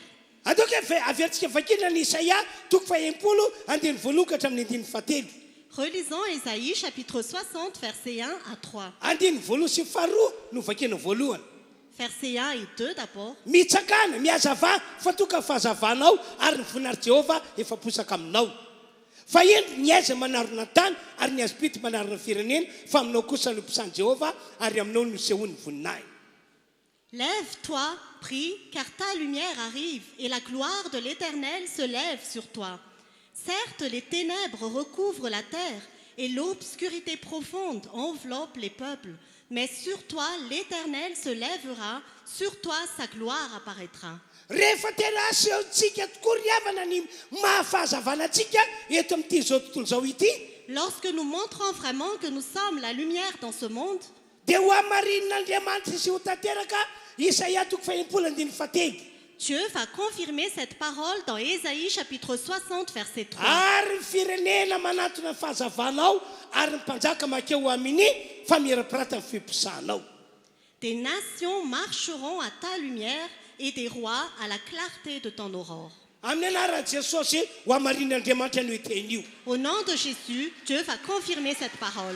Fa ny ankatan'Andriamanitra amintsika rehetra tapany ny hevintsika asehoy ny mahafahazavanantsika. Mais ce que Dieu nous demande, prenons la décision de montrer que nous sommes la lumière. Nankariary natakonana io asehoy ny mahafahazavanantsika. Partout où nous allons, montrons que nous sommes la lumière. Ary na aiza asehoy ny mahafahazavanantsika. Et où que nous soyons, montrons que nous sommes la lumière. Efa nandray fijorona vavolombelona maro be ao. J'ai déjà entendu plusieurs témoignages. Mitantarain'ny olona misy lehilahy anankiray mitantara tamiko. Il y avait un homme qui m'a raconté Fa ny antony natonga azy lasa pino lasa olon'Andriamanitra dia izao. que la raison pour laquelle il est devenu croyant et homme de Dieu, Lay toetra tsara lay fiatsika tsara naseho le mpanompon'Andriamanitra taminy no nanapa-hevitra hoe tena ao amin'ity olona ity Andriamanitra. il a vu le bon caractère et le bon comportement du serviteur de Dieu et il a vu que Dieu était vraiment avec lui. Tena tsy napino mihitsy hoe io lehilahy nijoro vavilombelona tamiko io ho lasa pino. Je n'ai jamais cru que cette personne qui a rendu témoignage Satria devienne croyant fantatro tsara mihitsy momba n'io lehilahy io. parce que je le connais très bien. Fantatro ny toetrany. Je connais son caractère. Karazan'ny olona mpiavonavina C'est quelqu'un qui est orgueilleux kanefa tapoka tsy napoziny. et pourtant soudain, Gaga be taty aoriana j'étais très étonnée plus fa tard. lasa pino izy. Il est devenu croyant, Lasa olon'Andriamanitra il izy. est devenu un homme de Dia Dieu notanterany tamiko ny antony natonga azy lasa olon'Andriamanitra. et il m'a expliqué la raison pour laquelle il est devenu un homme de Dieu. Hoy izy tamin'izany hoe ny fihetsiky le pastera tako zao tamiko izy izy natonga tapa-kevitra hoe an'olo tena hiverina amin'Andriamanitra ao. Il a dit que c'est le comportement du pasteur envers moi qui a fait que j'ai décidé de devenir Ary un tsy homme de niandiany Dieu. fa tao anatin'ny herinandro ihany dia nanatony le pastera izy hoe ataovy batisa ao. Et en une semaine, il s'est approché du pasteur. Il a demandé d'être baptisé. Dia gaga ianao fa tena lehilahin'Andriamanitra no zany ankehitriny. Et tu serais vraiment étonné, mais il est vraiment un homme de Dieu Tena olona actuellement. manana toetra sy toe-panahy tsara araka n'Andriamanitra izy. Il a vraiment un caractère et un comportement Dia zao conforme à Dieu. dia zao ny tao anatiko. Et voici ce que je pensais. Raha mba manana toetra sy toe-panahy tahaka ny ananan'ity lehilahy ity ny mpiangona eo amiko sambatra Andriamanitra ary sambatra ihany koa ao.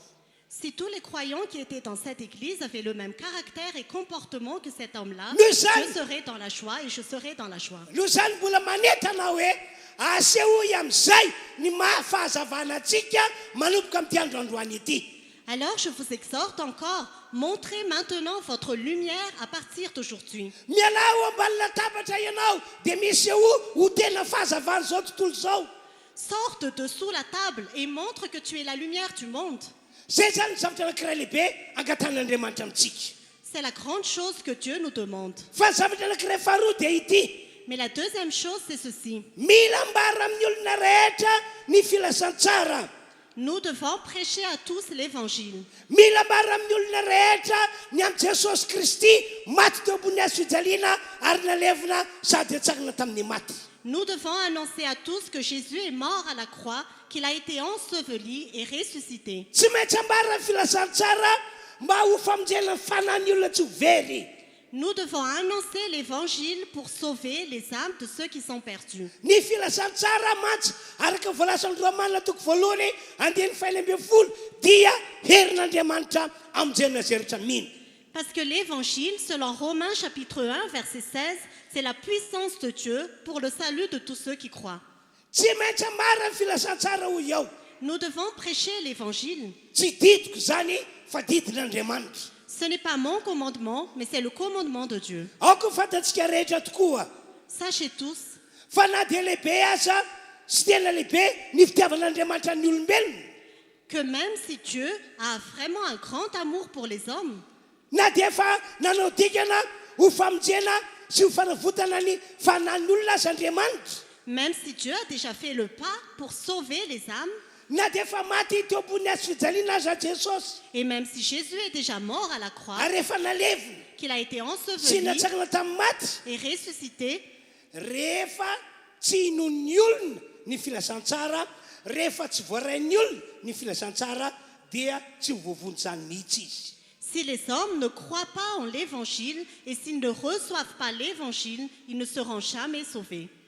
zany indrindra no antony natoka jesosy mialohan'ny akarany ho any an-danitra C'est pourquoi Jésus, avant de monter au ciel, dia naniraka andreo apôstôlina izy, il a envoyé ses apôtres, naniraka andreo mpianatra rehetra izy il a envoyé tous ses disciples. ho jesosy tamin'izany fotoana zany. Jésus leur a dit, ianareo no iakihinako, je m'appuie sur vous. ianareo no ikinany ray Le Père s'appuie sur vous mba tokany tanjon'andriamanitra ray ho tanteraka pour que Dieu puisse atteindre son dia ny objectif. famonjena ny fanahin'ny olona.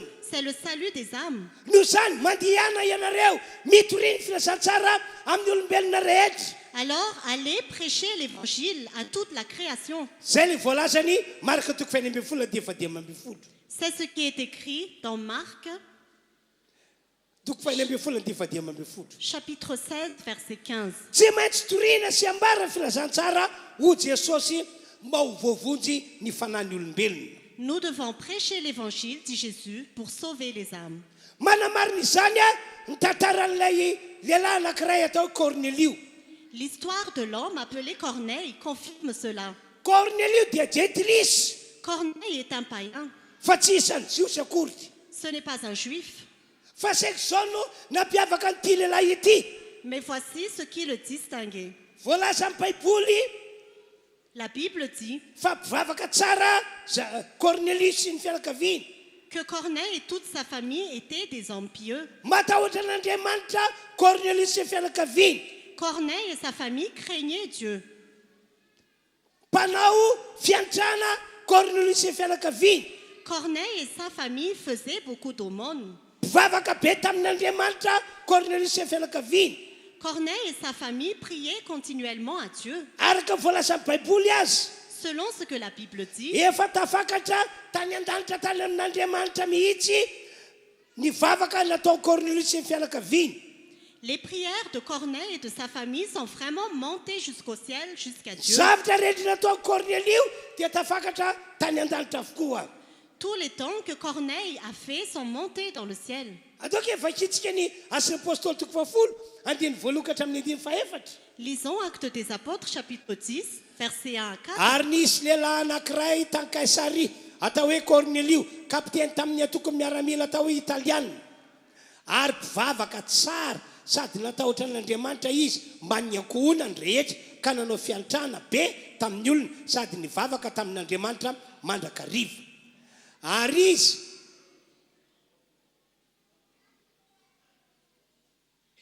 nahita miariary tamin'ny fahitana rehefa toko tamin'ny ora fasivy atoandro fa indro nisy anjelin'Andriamanitra niditra tao aminy ka nanao hoe ry Cornelio, ary no mibanjina azy izy dia raiky tahotra ka nanao hoe ahoana tompoko, ary izy nanao taminy hoe ny fivavakao sy ny fiantranao dia efa tafakatra ho fampatsiarovana eo anatrehan'Andriamanitra. Il y avait à Césarée un homme appelé Corneille qui était officier dans la troupe romaine appelée cohorte italienne. Il était pieux et craignait Dieu avec toute sa maison. Il donnait beaucoup d'argent au peuple et ne cessait de prier Dieu.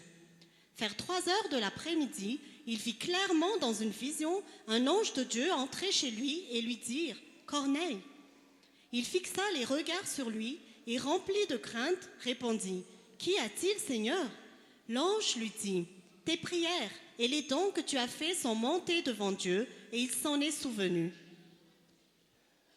Tena nakasitra an'Andriamanitra mihitsy ny toetra sy toe-panahy Cornelius sy fianakaviany.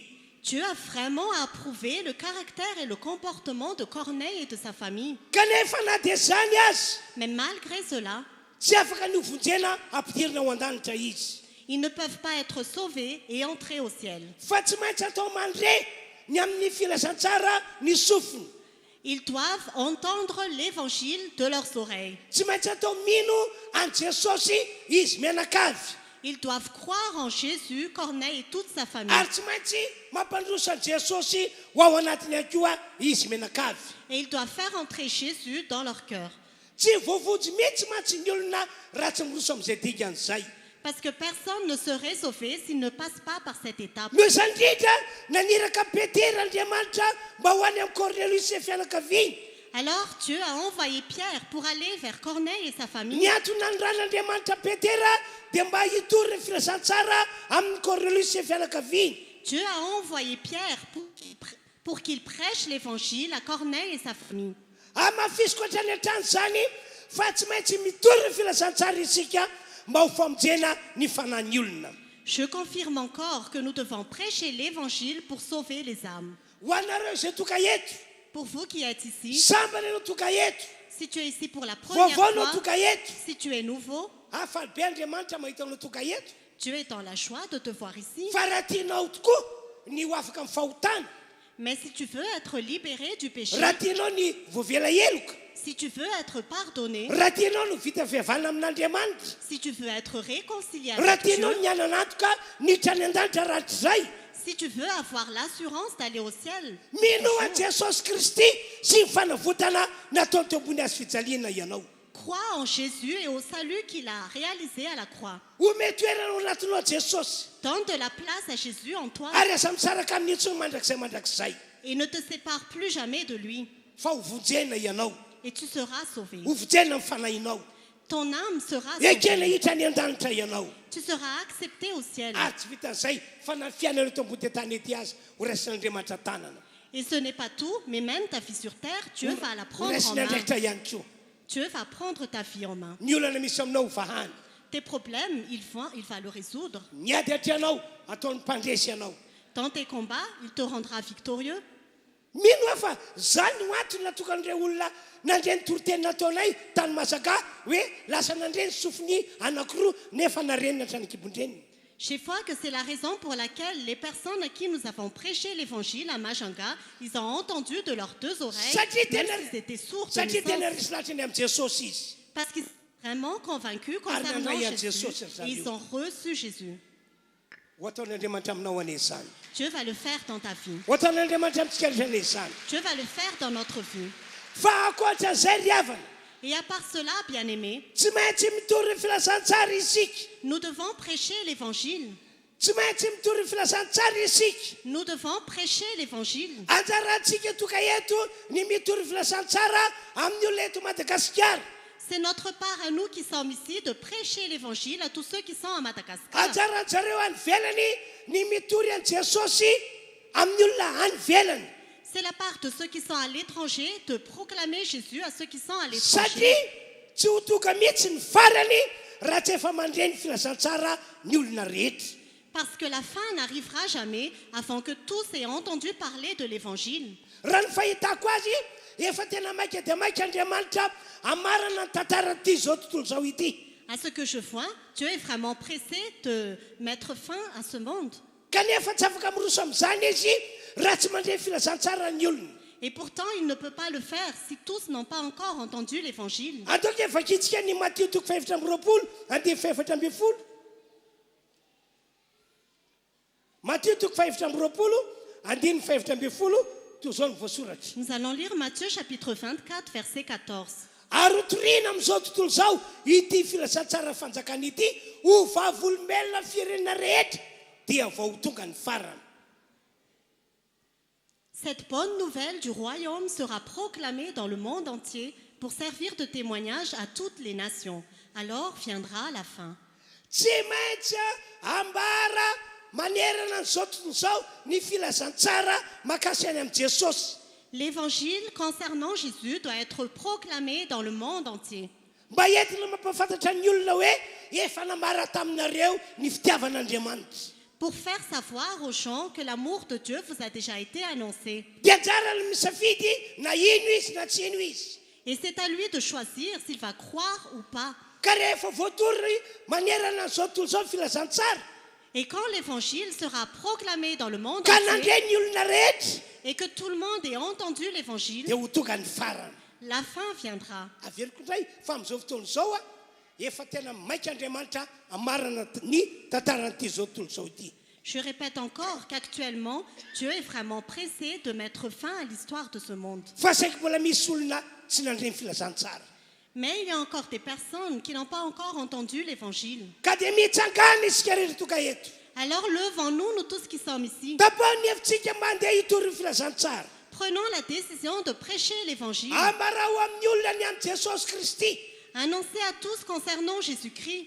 Mba tokany olona nandre fa efa maty Jesosy, efa tsaka tamin'ny maty Jesosy. Pour que tous entendent que Jésus était déjà mort et qu'il est ressuscité. Satria izany filazantsara no renesy zany rehefa tsy ninony tsy niraisiny zany no hitsaran'Andriamanitra azy. Parce que s'il n'écoute pas, s'il ne reçoit pas cet évangile, Dieu le jugera à travers cela. Ry havana malala tonga eto.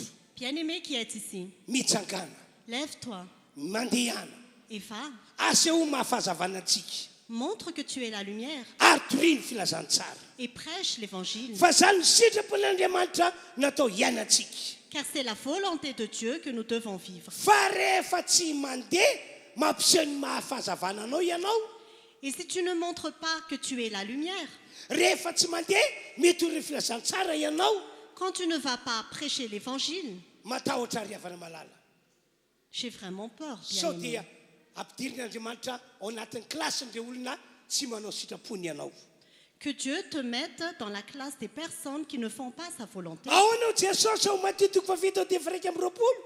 Qu'est-ce que Jésus a dit dans Matthieu chapitre 7? Tsy izay rehetra manao amiko hoe tompotompo niditra fanjakany lanitra ho izy fa zay manao sitrapony raiky izay ny an-danitra. Ce ne sont pas tous ceux qui me disent Seigneur, Seigneur qui entreront dans le royaume de Dieu, Il- mais ceux qui font la volonté de mon Père. Inona céleste. ny sitrapon'Andriamanitra miandra antsika rehetra? Quelle est la volonté de Dieu? Mitsangana, miseho, asehoy ny mahafahazavana anao. Lève-toi et montre que tu es la lumière. Ary mandeha ihany ihany koa mitory ny filazantsara. Et va prêcher l'évangile. Ambara amin'ny olona ny amin'ny Jesosy Kristy efa maty sy nalevina ary nitsangana tamin'ny maty. Annoncez à tous que Jésus-Christ est mort et qu'il est enseveli et Sao ressuscité. sanatria ry havana ka ny tsy fanatantaranao an'izany no mahatonga anao lavina tsitra ao an-danitra. Au cas où, parce que tu n'accomplis pas cela, tu seras refusé au ciel. Eken'Andriamanitra fa efa afaka tamin'ny fahotana ianao. Certes, tu as déjà été pardonné de tes péchés. Eken'Andriamanitra fa efa tokolombavao ianao. Tu acceptes que tu es déjà une nouvelle créature. Eken'Andriamanitra fa metoetra ho amin'ny famasinana ianao. Tu acceptes que tu es déjà dans la sainteté. Fa raha ohatra kosa tsy mijoro ho fahazavana ianao tsy mitory filazantsara sao dia tafalatsaka amin'ny tsy fanaovana sitrapon'Andriamanitra ianao. Mais si jamais tu ne prêches pas l'évangile, tu ne montres pas que tu es la lumière, tu risques de ne pas faire la volonté de Dieu. Tsy tsarona ve ry havana ny tantaran'ilay lehilahy atao hoe Saoly mpanjakan'Israely. Est-ce que vous vous souvenez de l'histoire du roi d'Israël? Nofidian'Andriamanitra ho mpanjaka Saoly. Saül a été choisi comme roi. Notendreny ho mpanjakan'Israely Saoly. Dieu l'a désigné comme roi d'Israël. Satria tapa-kevitr'Andriamanitra fa amin'ny alalan'io lehilahy io no anatantaran'Andriamanitra ny tanjony. Parce que Dieu a décidé que c'est à travers cet homme qu'il va atteindre son objectif. Tapa-kevitran'Andriamanitra fa hofoanana tsy hisy ety ambany lanitra intsony zany atao hoe Amalekita izany. Dieu a décidé d'exterminer de la terre tous les Amalécites. No zany teny tamin'ny Saoly Andriamanitra hoe mandeha ihana ary ihany ny Amalekita rehetra sy izay rehetra momba azy. Alors il a dit au roi, va et extermine tous les Amalécites et tout ce qui leur concerne. Asa tao misy velona na zazakely na tanora na olona hafa antitra fa vonoy sy aringano avokoa. Que personne ne reste vivant, que ce soit des enfants, des jeunes ou des personnes âgées, mais que tous meurent. Hatramin'ireo biby fiompony dia foano tsy hisy ety ambony tany intsony hoy Andriamanitra. Et même tous leurs animaux, que tu extermines tout cela de la terre, dit Dieu. Fa ino ho ianao zava-nisy Et quel c'est? novono tokoa ny zaza ny tanora ny olona efa antitra Il a vraiment tué les enfants, les jeunes et les personnes âgées, fa nisy olona anankiray novelominy tao mais il a gardé une personne en vie. dia ilay mpanjakany Amalekita C'était le roi des Amalécites. tsy nety tamin'Andriamanitra fihetsika nataony Saoly izay. Dieu n'a pas approuvé ce comportement. Novono daholo ny ondry amanosy rehetra zay any Amalekita Il a tué tous les brebis des Amalécites, fa saingy nisy novelominy ihany tamin'ireo ondry amanosy zay hitany hoe matavitavy. et pourtant il a gardé en vie ceux qui étaient gras. Tsy nety tamin'Andriamanitra izany. Dieu n'a pas approuvé cela. Dikany dia izao tsy nahatanteraka n'ilay antso sy ilay iraka napetraka Andriamanitra tamin'ny Saoly. Cela signifie que Saül n'a pas accompli la mission que Dieu lui a confiée. Voka teny eo ihany dia natsaritra Andriamanitra tsy mpanjakan'Israely intsony izy. À l'instant même, Dieu a fait en sorte qu'il ne soit plus le roi d'Israël. Ary teny eo ihany Andriamanitra dia nahita lehilahy nasolo any Saoly. Et à l'instant même, Dieu a trouvé un autre homme pour le remplacer. Davida no anarany. Son nom est David. Ahoana hoy Andriamanitra mahakasika an Davida? Qu'est-ce que Dieu a dit de David? Nahita lehilahy araka ny foko aho zay ianao ny sitrapoky rehetra. J'ai trouvé un homme selon mon cœur qui va accomplir toute ma volonté. Tahak'izay mihitsy zany momba an'Andriamanitra riavana. C'est cela qui se passe concernant Dieu. Mila manao sitrapony sika zanak'olombelona. Nous devons faire sa volonté. Nomen'Andriamanitra tompon'andro isika Dieu nous a laissés en vie mba tongatsika ho velonainy. pour que nous ayons un Mba souffle de vie, ahafahan'Andriamanitra miankina amintsika ho famonjena ty zao tontolo zao ity. pour que Dieu puisse s'appuyer sur nous pour sauver le monde. Ka raha tsy mandeha zany ianao, Si tu n'y vas pas, aoka ianao ny tsara ny tenanao. que ce soit toi qui te juges. Hoe toi-même. manao sitrapon'Andriamanitra avy ianao sa tsy manao sitrapon'Andriamanitra. Est-ce que tu fais la volonté de Dieu ou tu ne fais pas la Amidra volonté fo de amintsika Dieu? rehetra ny Andriamanitra. Que Dieu ait pitié de nous. Mitsangana, miazava fa efa toka fahazavantsika rehetra. Lève-toi et prie, car ta lumière arrive.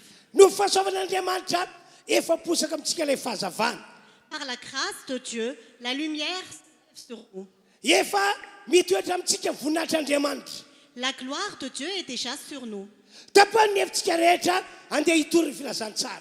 Prenons la décision de prêcher l'évangile. Aza matoritory intsony, Ne t'endors plus, aza varibariny intsony, ne sois plus distrait, aza manaiky fitapitany devoly intsony. ne te laisse plus tromper Fa par le manomboka diable. izao, Mais à partir Andao d'aujourd'hui, allons-y, andao andeha, allons-y, andao andeha. allons-y. Taka manokana, Pour moi, personnellement, misaotra an'Andriamanitra aho. je remercie Dieu. Tamin'ny Nina manginy aho, Quand il m'a visité mba andeha hitory ny filazantsara, pour que je prêche l'évangile, mba hanambarany amin'i Jesosy. pour annoncer Jésus, Misaotra an'Andriamanitra aho. je remercie Dieu Ny amin'ireo olona maro nandeha filazantsara avy tao ambavako. pour la multitude de personnes qui ont entendu l'évangile par ma bouche. Ka dia nanotena ho an'i Jesosy izy ireny. Et ils ont donné leur vie à Jésus. Tahaka izany akoa no andrasan'Andriamanitra amintsika. C'est ce que Dieu attend de nous. Andao isika hitsangana tompoko. Levons-nous. Hanavavaka isika amin'izao fotoana izao. Nous allons maintenant prier. Tena hifonina amin'Andriamanitra ny amin'ny tsirambina ny ainantsika hatramin'izay. Nous allons demander pardon à Dieu pour tous nos péchés. Ary hanamafy fa isika manomboka androany dia hijoro ho fahazavana sy hijoro ho mpitory ny filazantsara. Et confirmer que dorénavant, nous allons être la lumière du monde et nous allons prêcher l'évangile. Efa nambarako taminareo voatsiana ngery havany. Je vous l'ai déjà dit récemment, bien-aimés. Fa ho antsika izay manana ny aby afaka manamboatra prospectus na flyers dia manatitra olontsika mizara aminy hoe raiso ity fahamonjana ao Andriamanitra. Que pour nous qui avons de l'argent, nous pouvons créer des prospectus ou des flyers et le partager aux gens pour qu'ils soient sauvés. Be dia be ny fomba atsika atao mba ahafahantsika mijoro vavolombelona sy mijoro ny filazantsara. Nous pouvons faire plusieurs choses pour témoigner et prêcher l'évangile. Vita ny afatra riavana. Le message prend fin, bien aimé. Matoky anao Andriamanitra. Dieu a confiance en toi. Matoky fahendrenao Andriamanitra. Dieu a confiance en ta Tena tiany sagesse loatra ianao. parce qu'il t'aime trop. Tena tiany loatra ianao. Il t'aime trop. Tiany ho tanteraka ny fampidirana anao any an-danitra. Il veut que tu ailles dans le ciel. Ka dia nambarana taminao ny sitrapony. Alors il t'a annoncé sa Mandeha anaraka volonté ny teniny. pour que tu marches selon sa parole. Atsaka ny tananao havanana dia andao hivavaka sady hanamafy ny falorantsika tena ho azy isika. Lève ta main droite et nous allons prier, renouveler que nous sommes à Dieu. Samy mivavaka tsika rehetra azy. Prions tous.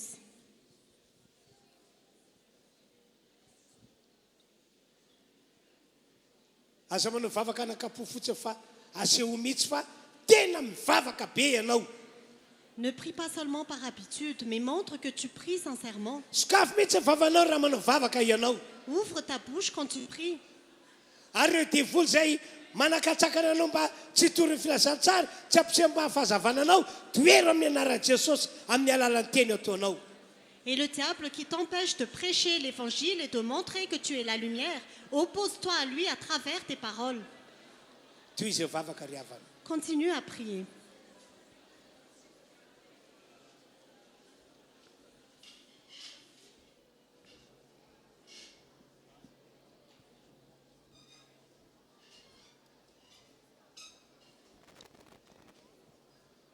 Ho anareo re tokantrano ianko ka mandre izao fanentanana izao dia manao vavaka tahaka ny ataona rehetra androany ianareo. Matoky fa Andriamanitra vonina mialantsika. Ary ombanao izy, ampiasanao izy. Raha vonina ianao ny ampiseho ny mahafahazavananao sy andeha hitory ny filazantsara.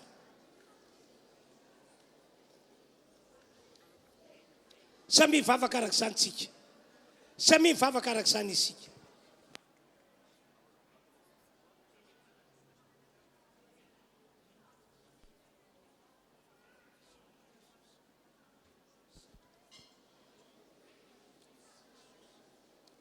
Haleluya.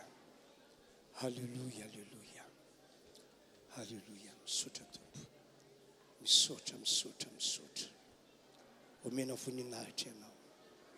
Omena voninahitra ianao. Tia an'ity fiangonana ity ianao. Tianao antoka niditra ho any an-danitra izy rehetra. Ka dia nambaranao taminy ny sitraponao nataonao iainanay. Ka dia ndreto izahay. Hijoro amin'ny mahafahazavana anay, ary andeha ihany koa hitory ny filazantsara. Hanambarany amin'i Jesosy zanakao le maty teo ambony hazo fijaliana, le nalevona, le natsangana tamin'ny maty. Halleluja. Maginy isika. Apetrao amin'ny fonao tananao. Andriamanitra, manonona ny famindraponao ao ho amin'ity fiangonana ity. Ary amin'izao ora izao dia aoka mangaza faneno masina. Ka napaniny rehetra hevitra fa hitsangana amin'izay izy. Hiseho amin'izay izy. Ampiseho ny fahazavana azy eto amin'ity izao tontolo izao ity. Naiza na izy dia ampiseho ny mahafahazavana azy izy. Fa ny masino. Ho toy n'ilay teny triko sy nambarako teo aoka mangy ny olona rehetra ianao. Ary napakevitra ihany koa zao fiangonana izao mba ho mpitory ny filazantsara. Mpanambarany amin'i Jesosy Kristy vao omby teo ambony hazo fijaliana. Aseho izany Andriamanitra. Aseho izany, aseho izany. Fangio izy mba ho toka amin'izany zao fiangonana izao. Mandeha dia fanaratsy ao izay manakatsaka na misaboten'ny olona. Tsy havita ampiseho mahafahazavana azy. Tsy havita hitory filazantsara. Miala amin'ny anaran'i Jesosy. Miala amin'ny anaran'i Jesosy. Roako ianareo ka dia mandeha ihany. Roako ianareo ka dia mandeha ihany. Misaotra tompo. Misaotra, misaotra, misaotra. Mideranao andriamanitro falehibe falehibe miterana asiamanitro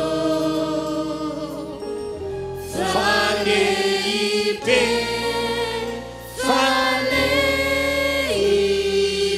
miterana Jesusi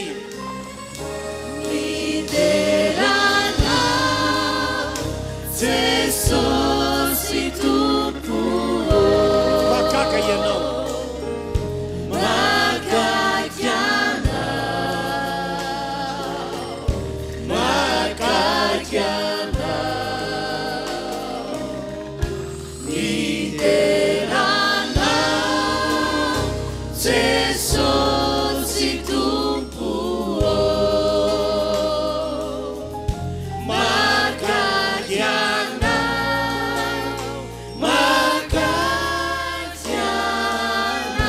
miterana fale masina